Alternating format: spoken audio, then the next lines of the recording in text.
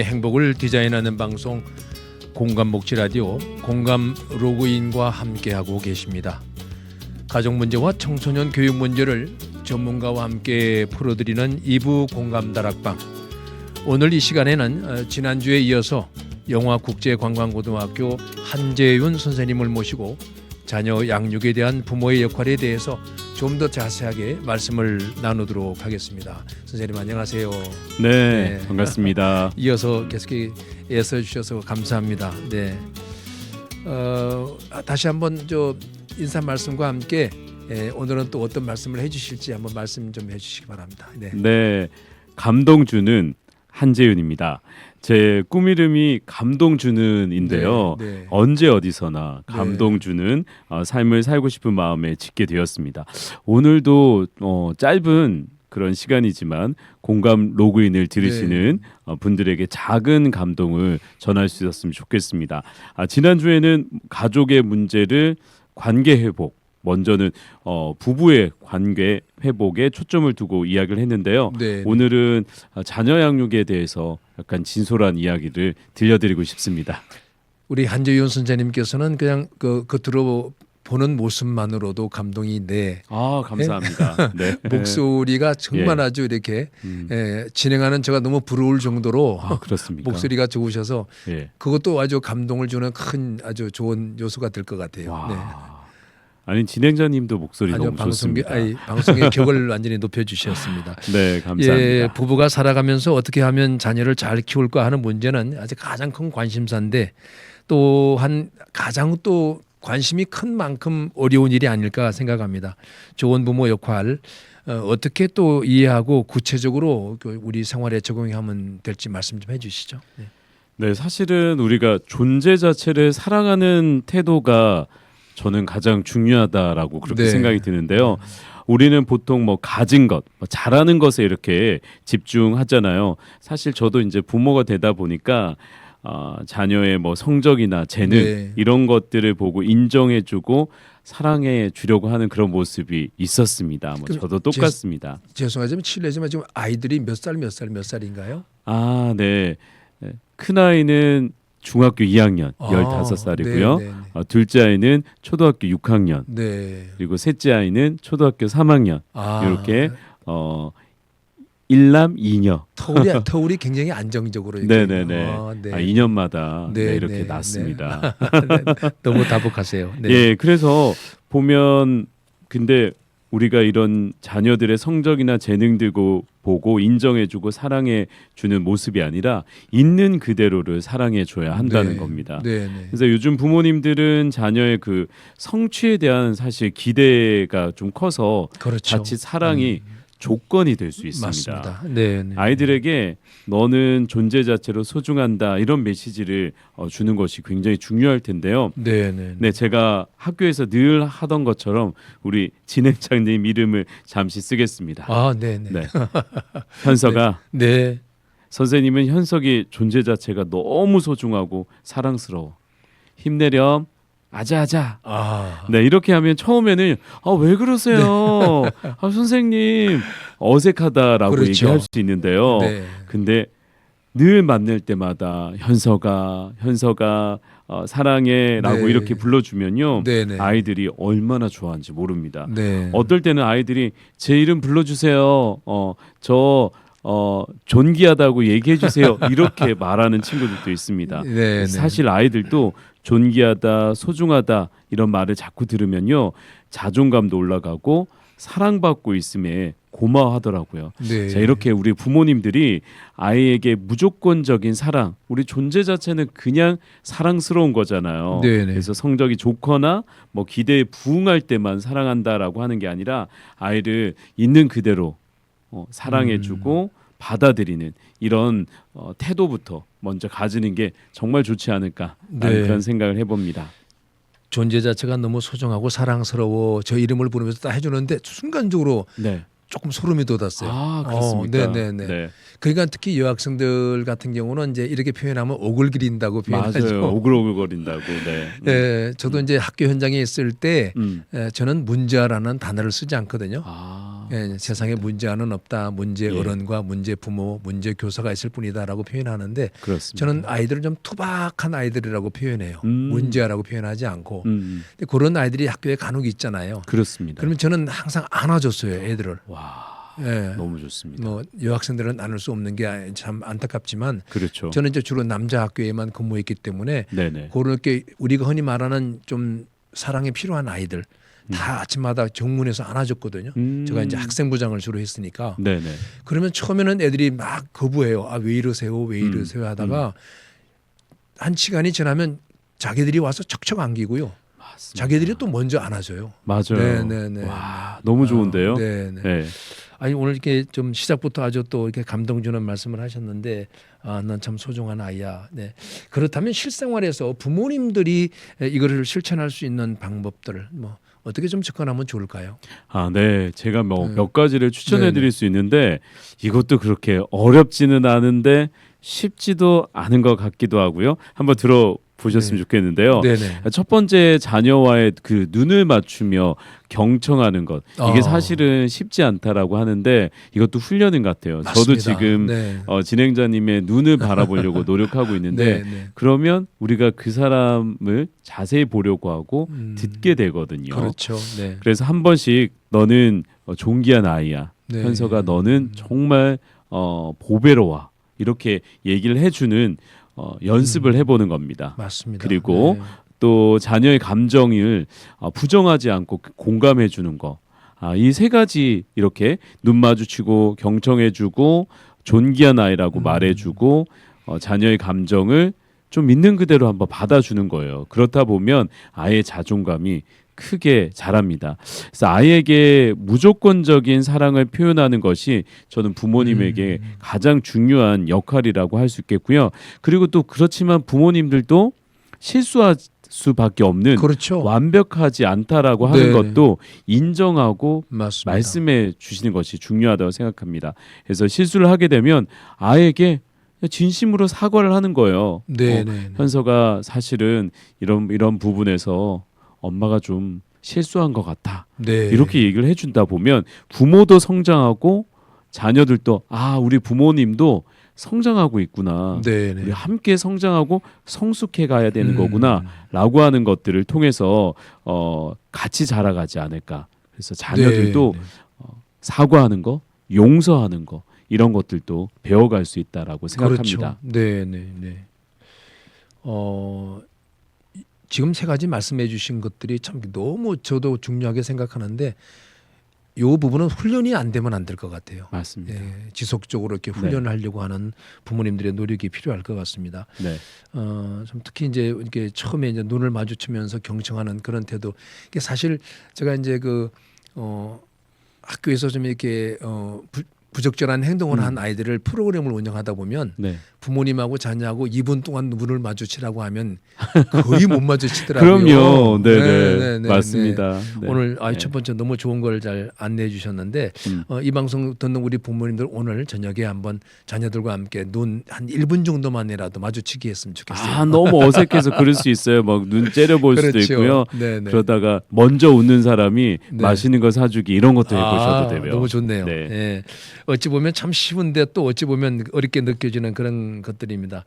맞습니다. 사실 선생님 작년에 이제 남자들이 들려주는 가장 멋진 이야기라고 해서 아빠 육아 체험 수기 공모전에서 이제 1등을 하셨다고 그래요. 와, 네, 자축하겠습니다. 네. 먼저 축하드리고요. 네. 대한민국 저출산 극복 프로젝트였다고 하는데 그 수기 글을 좀 한번 소개해 주실 수 있을까요? 네. 사실 큰 내용들은 아니었는데 네, 그 네. 일상의 이야기를 나누는데 네. 1등으로 뽑혀서 저도 많이 놀랐습니다. 네. 네. 제목은 네. 존귀한 아이들과 매일매일 누리는 천국 이야기 이런 제목인데요. 네. 저의 목소리로 들려드릴 때 혹시 여러분들이 주무실 수도 있습니다. 네, 그럴까봐 제가 또 음악도 준비했으니까 예. 잔잔한 음악과 함께 한번 낭송해 주시기 바랍니다. 네, 감사합니다. 네.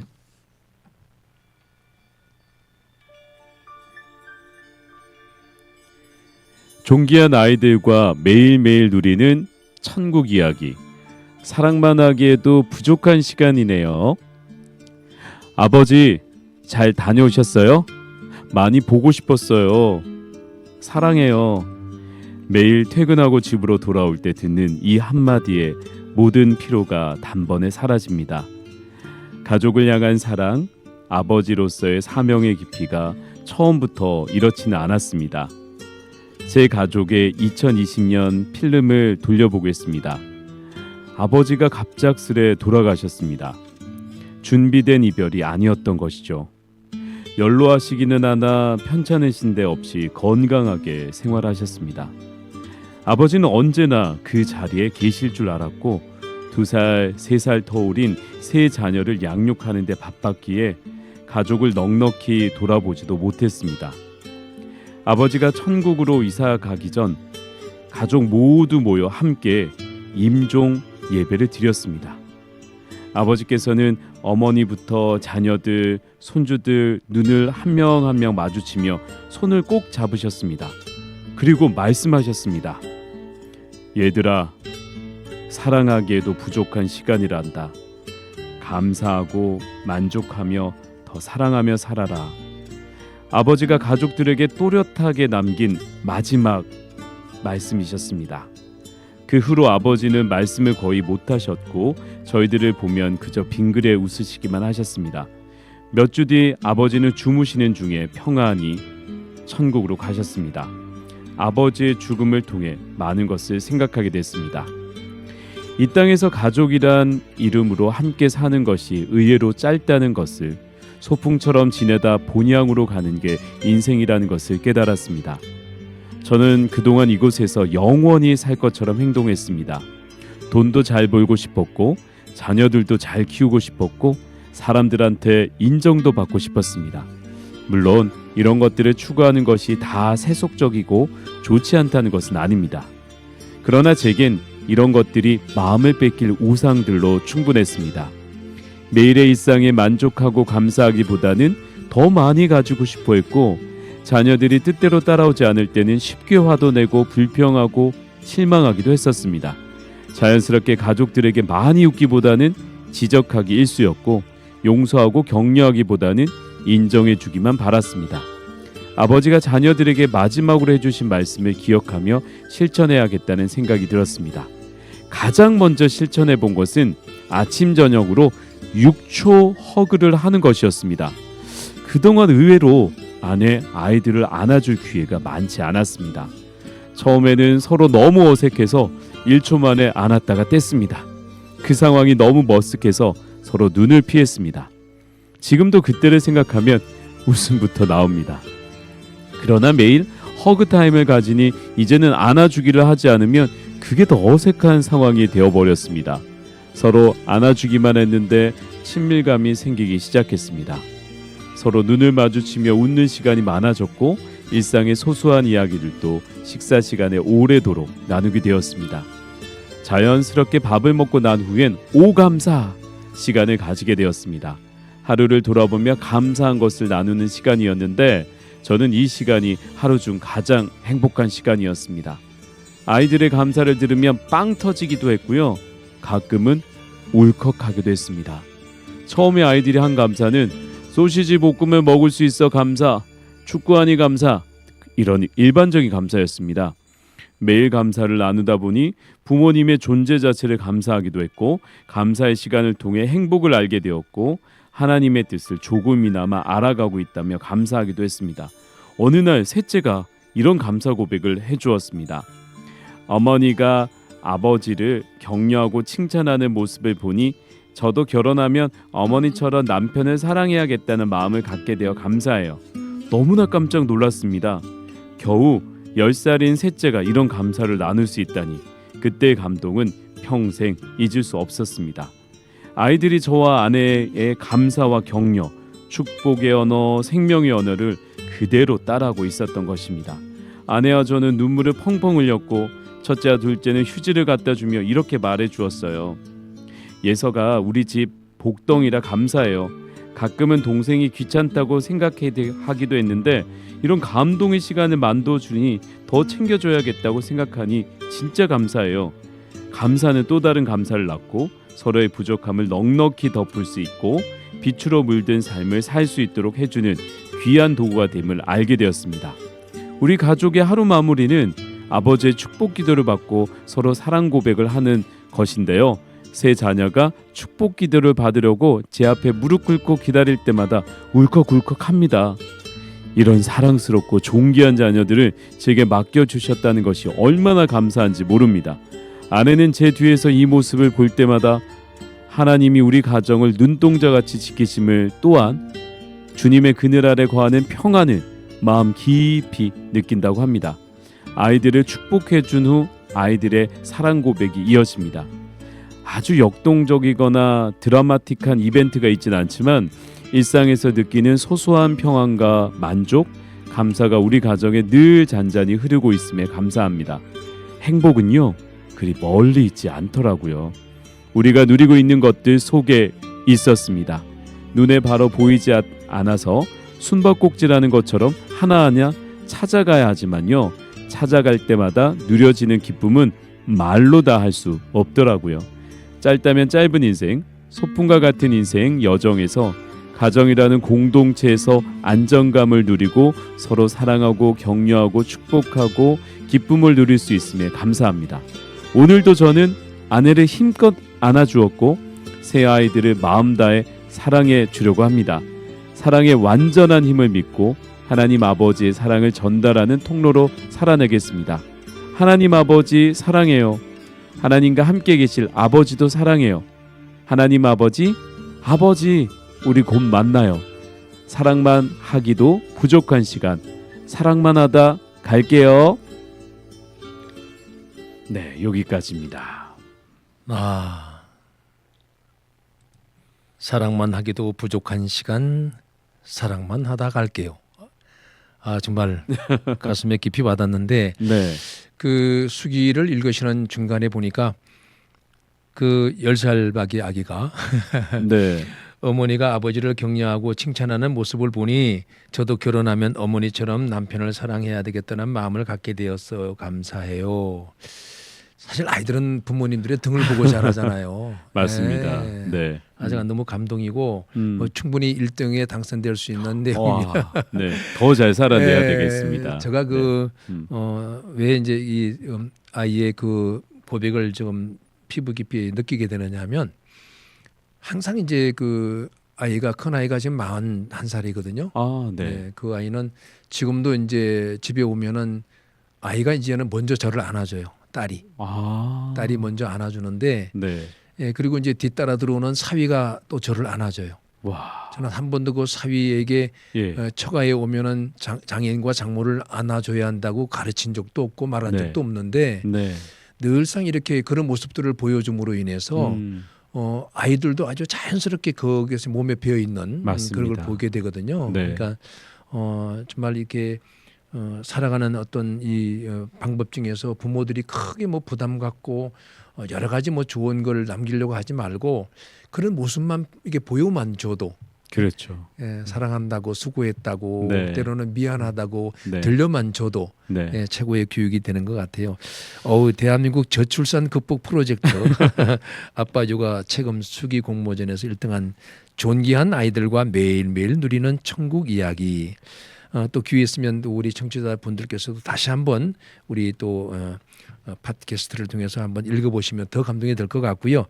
오늘 뭐 일상의 소소함 속에서 발견한 행복과 기쁨들이 고스란히 묻어나는 말씀들을 많이 해주셨습니다. 귀한 시기를 듣다 보니까 또 약속 시간이 다 됐는데, 아쉽습니다.